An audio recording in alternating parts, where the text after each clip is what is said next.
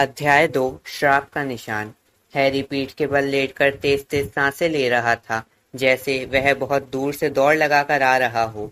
एक भयानक सपने के कारण उसकी नींद खुल गई थी। हैरी के हाथ उसके माथे को अब भी कसकर पकड़े हुए थे। उसके माथे पर बिजली गिरने जैसा जो पुराना निशान था, वह उसकी उंगलियों के नीचे इस तरह जल रहा था मानो किसी ने वहां पर कोई दहकती हुई सलाख रख दी हो। वह उठकर बैठ गया। उसका एक हाथ घाव वाले निशान पर अब भी रखा हुआ था। दूसरे हाथ से उसने अंधेरे में अपने बिस्तर के पास वाली टेबल पर रखे चश्मे को टटोला। चश्मा लगाने के बाद उसे बेडरूम ज्यादा अच्छी तरह दिखने लगा। खिड़की के बाहर लगे स्ट्रीट लैंप की हल्की नारंगी रोशनी पर्दे से छनकर आ रही थी। हैरी ने एक बार फिर अपने निशान पर उंगलियां फेरी। निशान में अब भी दर्द हो रहा था। उसने अपने बिस्तर के पास वाला लैंप जलाया और पलंग से नीचे उतर गया। कमरे को पार करके उसने अपनी अलमारी खोली और उसके अंदर लगे आईने में अपना हुलिया देखा। वहां पर उसे 14 साल के एक बहुत दुबले पतले लड़के का प्रतिबिंब दिखाई दिया। उसके बिखरे काले बालों के नीचे चमकती हरी आंखें दुविधा में दिख रही थी। उसने आईने में अपने बिजली गिरने जैसे निशान को ध्यान से देखा। वह सामान्य दिख रहा था, लेकिन अब भी वह बुरी तरह से टीस मार रहा था। हैरी ने याद करने की कोशिश की कि जागने से पहले वह कौन सा सपना देख रहा था। वह सपना इतना सच्चा लग रहा था। सपने में दिखने वाले दो आदमी को तो वह जानता था, लेकिन तीसरे को नहीं जानता था। उसने त्योरियां चढ़ाकर दिमाग पर काफी जोर डाला और सपने को याद करने की कोशिश करने लगा। उसे एक अंधेरे कमरे की धुंधली तस्वीर याद आई। अंगीठी के पास वाली दरी पर एक नागिन बैठी थी। नाटा आदमी पीटर था, जिसका दूसरा नाम वर्मटेल था, और वह ठंडी तीखी आवाज, लॉर्ड वोल्डेमॉर्ट की आवाज। हैरी को महसूस हुआ जैसे इस विचार से ही उसके पेट में बर्फ का एक टुकड़ा पहुंच गया हो। उसने अपनी आंखें कसकर बंद कर ली और याद करने की कोशिश की कि वोल्डेमॉर्ट कैसा दिख रहा था, लेकिन उसे कुछ याद नहीं आया। हैरी तो बस इतना जानता था कि जब वोल्डेमॉर्ट की कुर्सी घूमी थी और हैरी ने उसे देखा था, तो दहशत की लहर के कारण वह जाग गया था, या फिर वह निशान दुखने के कारण जाग गया था। और वह बूढ़ा कौन था? वहां निश्चित रूप से एक बूढ़ा आदमी भी था। हैरी ने उसे फर्श पर गिरते देखा था। यह सब बहुत उलझन भरा लग रहा था। बेडरूम की चीजों के कारण उसका ध्यान न भटके, इसलिए उसने अपने चेहरे पर दोनों हाथ रख लिए। फिर उसने उस धुंधली रोशनी वाले कमरे की तस्वीर को पकड़े रखने की कोशिश की, लेकिन यह काम पानी को मुट्ठी में पकड़कर रखने की कोशिश जैसा था। वह जितनी तेजी से यादों को पकड़ने की कोशिश कर रहा था, वह उतनी ही तेजी से फिसलती जा रही थी। वोल्डेमॉर्ट और वॉर्मटेल किसी औरत के बारे में बात कर रहे थे, जिसे उन्होंने मार डाला था। हालांकि हैरी को उसका नाम याद नहीं था। वे किसी और को भी मारने की योजना बना रहे थे, हैरी पॉटर को। हैरी ने चेहरे पर से हाथ हटा लिए और आंखें खोलकर बेडरूम में चारों तरफ देखा, जैसे उसे वहां किसी असामान्य चीज के दिखने की उम्मीद हो। वैसे उसके कमरे में पहले से ही बहुत सारी असामान्य चीजें थीं। उसके पलंग के पैताने के पास लकड़ी का एक बड़ा संदूक खुला पड़ा था, जिसमें कढ़ाई, झाड़ू, काले दुशाले और मंत्रों की किताबें रखी थीं। उसकी टेबल पर उसकी सफेद उल्लू हेडविग का बड़ा सा खाली पिंजरा रखा था। टेबल पर बची हुई जगह में चर्मपत्र बिखरे पड़े थे। पलंग के पास फर्श पर पुस्तकों में तस्वीरें हिल रही थी। खिलाड़ी चमकीले नारंगी दुशाले पहनकर झाड़ुओं पर उड़ रहे थे। वे कभी दिखते थे तो कभी ओझल हो जाते थे और एक दूसरे की तरफ लाल गेंद फेंक रहे थे। हैरी चलकर पुस्तक के पास पहुंचा। पुस्तक को उठाते समय उसने देखा कि एक जादूगर ने 50 फुट ऊंची रिंग में गेंद डालकर शानदार गोल कर दिया था। फिर उसने पुस्तक बंद कर दी। यहाँ तक कि क्विडिच भी, जो हैरी की नज़र में दुनिया का सबसे अच्छा खेल था, इस समय उसका ध्यान नहीं भटका सकता था। उसने फ्लाइंग विद द कैनन्स पुस्तक अपने पलंग के पास वाली टेबल पर रख दी। इसके बाद वह खिड़की के पास गया और पर्दे खोलकर नीचे की सड़क की ओर देखने लगा। प्रिवेट ड्राइव की सड़क ठीक वैसी ही दिख रही थी, जैसे कि किसी सम्मानित उपनगरीय सड़क को शनिवार की सुबह दिखना चाहिए। सभी घरों की खिड़कियों के पर्दे लगे थे। जहां तक हैरी अंधेरे में देख सकता था, कोई भी जीवित प्राणी दिखाई नहीं दे रहा था, यहाँ तक कि बिल्ली भी नहीं।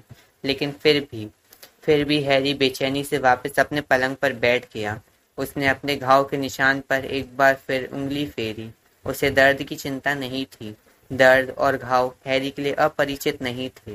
एक बार उसके दाहिने हाथ की सारी हड्डियां गायब हो चुकी थी और उन्हें एक ही रात में दोबारा उगाना पड़ा था, जिसमें उसे काफी दर्द हुआ था। उसी हाथ पर एक बार जहरीले सांप का 1 फुट लंबा दांत गड़ गया था। पिछले ही साल हैरी अपनी जादुई झाड़ू से 50 फुट ऊपर से नीचे गिरा था।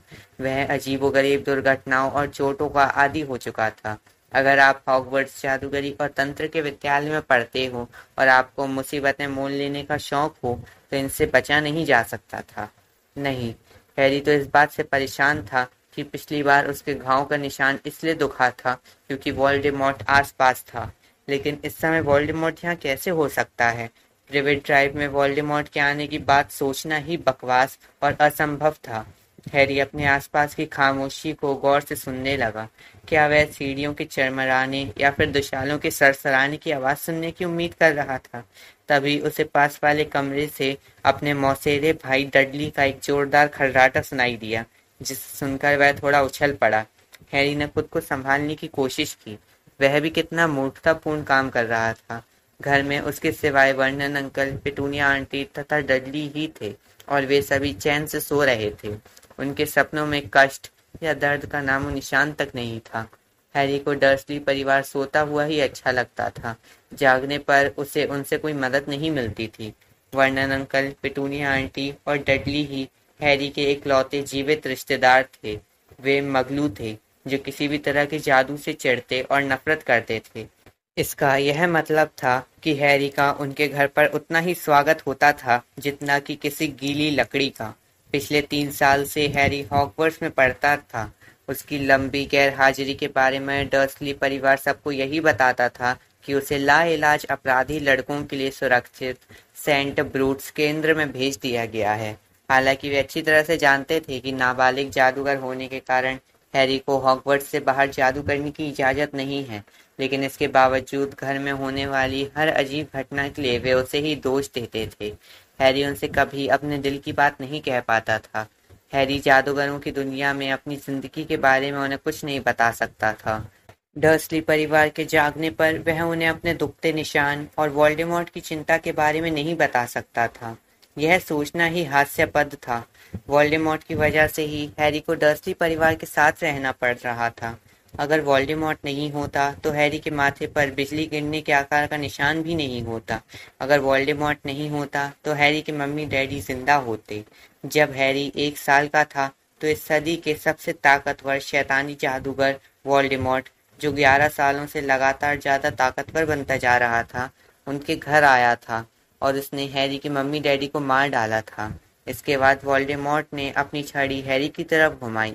उसने हैरी को ऐसा मारक श्राप दिया जिससे वह बहुत से वयस्क जादूगरों और जादूगरनियों को अपने रास्ते से हटा चुका था, लेकिन अविश्वसनीय रूप से वह श्राप नाकाम हो गया।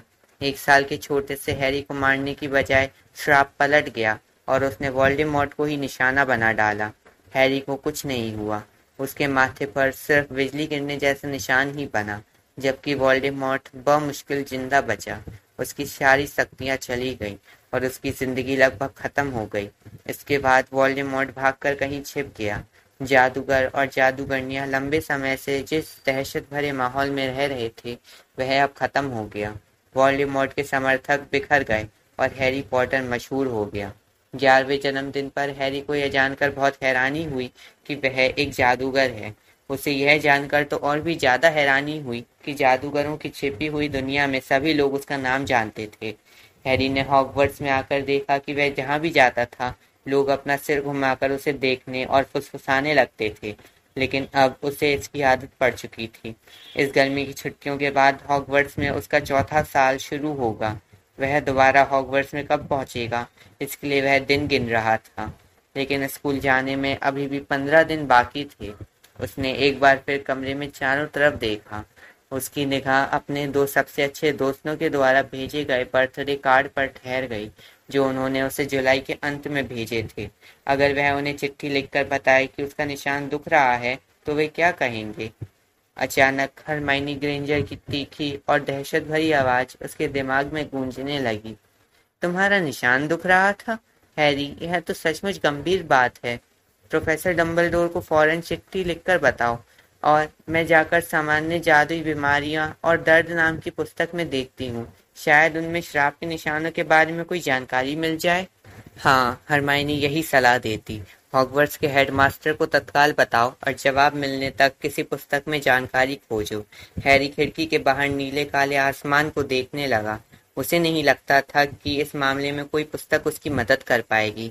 जहाँ तक उसे मालूम था, वोल्डेमॉर्ट ने जो उसे श्राप दिया था, उससे आज तक सिर्फ वही बच पाया था। इसलिए सामान्य जादुई बीमारियां और दर्द नाम की पुस्तक में उसके लक्षणों के मिलने की बहुत कम संभावना थी। जहाँ तक हेडमास्टर को बताने की बात थी, हैरी को यह नहीं मालूम था कि डंबलडोर गर्मी की छुट्टियों में कहाँ होंगे। उसने एक पल के लिए तो यह कल्पना करके अपना दिल बहलाया कि डंबलडोर अपनी लंबी सफेद दाढ़ी के साथ जादूगरों वाला दुशाला और नोकदार हैट पहनकर किसी समुद्री तट पर लेटे थे और अपनी मुड़ी हुई लंबी नाक पर सनटैन लोशन लगा रहे थे। बहरहाल हैरी को यकीन था कि डंबलडोर चाहे जहाँ भी हो, हेडविग उन्हें ढूंढ ही लेगी। हैरी की उल्लू ने आज तक उसकी चिट्ठी पहुंचाने में एक बार भी नाकामयाबी हासिल नहीं की है, भले ही उस पर पता लिखा हो या ना लिखा हो। लेकिन वह उन्हें क्या बताएगा? प्रिय प्रोफेसर डंबलडोर, आपको परेशान करने के लिए माफी चाहता हूँ, लेकिन आज सुबह मेरा निशान दुखा था। Harry Potter.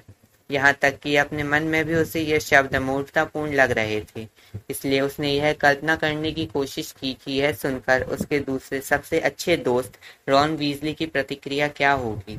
रॉन का लंबी नाक वाला और चकत्तेदार चेहरा फौरन हैरी की आंखों के सामने आ गया, जिस पर एक अजीब सा भाव था। तुम्हारा निशान दुख रहा था, लेकिन लेकिन तुम जानते हो कौन तो आसपास नहीं हो सकता। मेरा मतलब है तुम्हें पता चल जाएगा, है ना? वह दोबारा तुम्हें मारने के बारे में सोच रहा होगा, है ना? क्या पता हैरी, लेकिन शायद श्राप के निशान हमेशा थोड़े बहुत दुखते होंगे। मैं डैडी से पूछूंगा। मिस्टर वीजली बहुत ही काबिल जादूगर थे और जादू मंत्रालय में मगलू वस्तु दुरुपयोग विभाग में काम करते थे। लेकिन जहां तक हैरी जानता था, वे श्रापों के विशेषज्ञ नहीं थे। चाहे जो हो, हैरी नहीं चाहता था कि पूरे वीजली परिवार को यह पता चल जाए कि वह थोड़े से दर्द के कारण दहशत में आ गया था।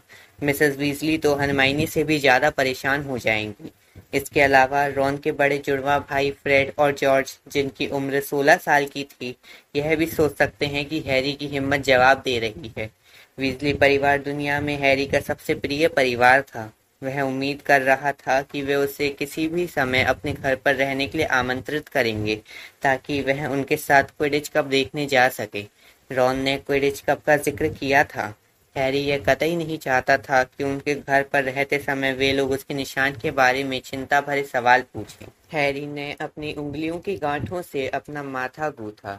दरअसल वह यह चाहता था, और यह सोचकर उसे शर्म आ रही थी कि उसे सलाह देने वाला व्यक्ति उसके मम्मी डैडी जैसा कोई वयस्क जादूगर हो, जो उसकी परवाह करता हो, जिसे काले जादू का अनुभव हो और जिससे सलाह मांगने में उसे शर्म न आए। और तभी उसे समाधान सूझ गया। यह इतना आसान और स्पष्ट था कि उसे हैरानी हुई कि यह ख्याल उसके दिमाग में पहले क्यों नहीं आया। सीरियस। हैरी उछलकर पलंग से कूद गया। वह तेजी से जाकर अपनी डेस्क पर बैठ गया। उसने एक चर्मपत्र खींचकर अपने सामने रखा, अपने बाज के पंख वाली कलम को स्याही में डुबाया और लिखने लगा, प्रिय सीरियस। फिर वह ठहर कर सोचने लगा कि अपनी समस्या को सबसे अच्छे शब्दों में किस तरह लिखा जाए। उसे अब भी इस बात पर हैरानी हो रही थी कि उसने सीरियस के बारे में एकदम क्यों नहीं सोचा, लेकिन शायद इसमें हैरानी की ज्यादा बात नहीं थी। आखिर उसे सिर्फ 2 महीने पहले ही तो यह पता चला था कि सीरियस उसका गॉड फादर है। तब तक हैरी की जिंदगी में सीरियस का नामो निशान तक नहीं था, और इसका कारण सीधा सा था।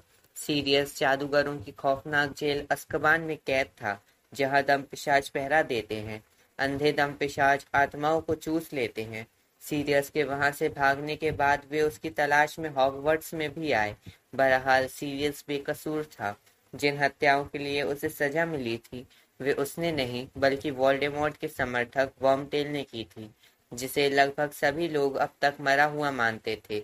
हकीकत सिर्फ हैरी, रॉन और हरमाइनी को ही मालूम थी। पिछले साल वर्मटेल से उसका आमना सामना हो चुका था। हालांकि उनकी इस बात पर सिर्फ प्रोफेसर डंबलडोर ने ही यकीन किया था। एक सुखद घंटे के बाद हैरी यह सोचने लगा कि अब आखिरकार डर्सली परिवार से उसका पीछा हमेशा के लिए छूट जाएगा, क्योंकि सीरियस ने उससे कहा था कि उसके नाम पर लगा कलंक धुलने के बाद हैरी उसके साथ रह सकता है। लेकिन यह मौका उसके हाथ से फिसल गया था। वे लोग वर्मटेल को जादू मंत्रालय के पास पहुंचा पाते, इससे पहले ही वह बच निकला था और सीरियस को अपनी जान बचाकर भागना पड़ा था। हैरी ने बकबीक नामक गरुड़श्व की पीठ पर बैठकर भागने में उसकी मदद की थी, तभी से सीरियस छिपा हुआ है। हैरी पूरी गर्मी भर यही सोच विचार करता रहा कि अगर वर्मटेल नहीं भागता तो हैरी को घर मिल जाता। डर्सली परिवार के पास लौटना दुगना मुश्किल था जब उसे यह पता चल चुका था कि उसके चंगुल से वह हमेशा के लिए आजाद हो सकता था। बहरहाल, भले ही सीरियस हैरी के साथ नहीं रह रहा था, लेकिन उसकी बदौलत हैरी को बहुत मदद मिली। सीरियस के ही कारण हैरी के स्कूल का सारा सामान उसके बेडरूम में रखा हुआ था। डर्सली परिवार ने पहले कभी उसे इस बात की इजाजत नहीं दी थी। वे हैरी को ज्यादा से ज्यादा दुखी देखना चाहते थे। वे उसकी शक्तियों से भी डरते थे, इसलिए हर साल गर्मी की छुट्टियों में वे उसके स्कूल का संदूक सीढ़ियों के नीचे वाली अलमारी में ताले में बंद रखते थे। लेकिन जब से उन्हें यह पता चला कि हैरी का एक गॉडफादर भी है जो एक खतरनाक खूनी है, तब से उनका व्यवहार बदल गया। हैरी ने जानबूझकर उन्हें यह नहीं बताया कि सीरियस बेकसूर है। प्रिवेट ड्राइव में आने के बाद हैरी को अब तक सीरियस की 2 चिट्ठियां मिली थी। दोनों चिट्ठियां उल्लू लेकर नहीं आए थे, जैसे कि जादूगरों की परंपरा थी। इसके बजाय उन्हें बड़े और रंग-बिरंगे उष्णकटिबंधीय पक्षी लाए थे। हेडविग को ये शान झाड़ने वाले घुसपैठिए पसंद नहीं आए। वह उनके दोबारा उड़ने से पहले उन्हें अपनी ट्रे में से पानी तक नहीं पीने देना चाहती थी। बहरहाल, हैरी को ये पक्षी पसंद आए। उन्हें देखकर उसके मन में ताड़ के पेड़ों और सफेद रेत की तस्वीर आ गई तथा वह आशा करने लगा कि सीरियस जहाँ भी हो खुश रहे। सीरियस ने यह नहीं बताया था कि वह कहाँ है, क्योंकि उसे यह डर था कि कहीं कोई दूसरा उसकी चिट्ठी ना पढ़ ले। हैरी यह कल्पना भी नहीं कर सकता था कि दंपपिशाच गर्म देशों में ज्यादा समय तक जिंदा रह पाएंगे। शायद इसी कारण सीरियस दक्षिण दिशा में गया था। हैरी ने सीरियस की चिट्ठियां पलंग के नीचे फर्श के बहुत ही उपयोगी ढीले बोर्ड के नीचे छिपा दी थी। दोनों ही चिट्ठियों में सीरियस खुश लग रहा था और उसने कहा था कि जरूरत पड़ने पर हैरी उससे मदद मांग सकता है, और इस वक्त हैरी को मदद की जरूरत थी। हैरी को लैंप की रोशनी अचानक धीमी दिखने लगी, क्योंकि सूर्योदय से पहले की ठंडी धूसर रोशनी धीरे धीरे कमरे में आ रही थी। आखिरकार जब सूर्य आसमान में चढ़ने लगा और उसके बेडरूम की दीवारें सुनहरी हो गईं तथा वर्नन अंकल और पेटूनिया आंटी के कमरे से आवाजें सुनाई देने लगीं, तो हैरी ने अपनी डेस्क से चरण पत्रों को हटाया और अपनी चिट्ठी को दोबारा पढ़ा। प्रिय सीरियस, तुम्हारे पिछले पत्र के लिए धन्यवाद। उसे लाने वाला पक्षी बहुत बड़ा था। उसे मेरी खिड़की से अंदर आने में काफी मुश्किल हुई थी। यहाँ पर सब कुछ हमेशा जैसा ही है। डडली की डाइटिंग ज्यादा अच्छी नहीं चल रही है। कल वह खाने का सामान चोरी से अपने कमरे में ले जा रहा था, लेकिन आंटी ने उसे पकड़ लिया। अंकल आंटी ने उसे चेतावनी दी है कि दोबारा ऐसी हरकत करने पर उसका जेब खर्च कम कर दिया जाएगा। इससे डडली भड़क गया और उसने तैश में आकर अपना प्ले स्टेशन खिड़की के बाहर फेंक दिया। प्ले स्टेशन एक तरह का कंप्यूटर होता है जिस पर गेम खेले जाते हैं। दरअसल यह मूर्खतापूर्ण है, लेकिन उसके पास मेगा म्यूटेशन पार्ट 3 भी नहीं है जिससे वह अपना मन बहला सके। तुम्हारी बदौलत मैं ठीक हूँ। डर्सली परिवार को इस बात का डर है कि अगर मैं तुमसे कहूँगा तो तुम आकर उन्हें चमगादड़ों में बदल दोगे। बहरहाल, आज सुबह एक अजीब घटना हुई। मेरे माथे का निशान दोबारा दुखने लगा। पिछली बार जब ऐसा हुआ था तो वोल्डेमॉर्ट हॉगवर्ट्स में था, लेकिन मुझे नहीं लगता कि वह इस समय मेरे आसपास हो सकता है। क्या श्रापों के निशान में बार बार दर्द होता है? हेडविग के लौटते ही मैं ये चिट्ठी भेज दूंगा। इस समय वह शिकार करने गई है। मेरी तरफ से बकबीक को हेलो कहना, हैरी। हैरी ने सोचा, हाँ, यह चिट्ठी बिल्कुल ठीक दिख रही है। सपने के बारे में लिखने से कोई फायदा नहीं होगा। वह यह जाहिर नहीं करना चाहता कि वह बहुत चिंतित है। उसने चरण पत्र को मोड़कर अपनी डेस्क पर एक तरफ रख दिया ताकि हेडविग के लौटने पर उसे भेज सके। फिर वह उठा और उसने अंगड़ाई लेते हुए एक बार फिर अपनी अलमारी खोली, लेकिन इस बार अपने प्रतिबिंब की तरफ देखे बिना वह नाश्ता करने के लिए नीचे जाने से पहले कपड़े पहनने लगा।